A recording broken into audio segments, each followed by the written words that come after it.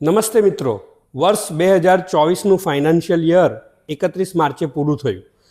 Canada, America, London જે પણ છોકરાઓ વર્ષ 2024 દરમિયાન ગયા છે એમના વાલીઓ માટે ખાસ 7 લાખ રૂપિયાથી વધારે ફી જેમણે ભરી છે એમનું TCS કપાયું હશે. આ TCS રિફંડેબલ છે.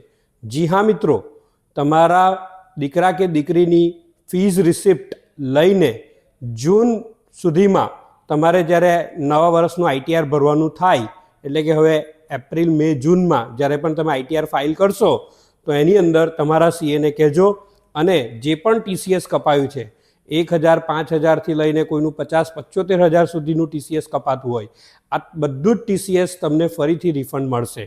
આવી માહિતી તમને DCA આપે છે. જો તમને TCS રિફંડ બાબતે કોઈ પણ ક્વેરી હોય તો તમે DCA બારડોલીનો સંપર્ક કરી શકો છો. Thank you.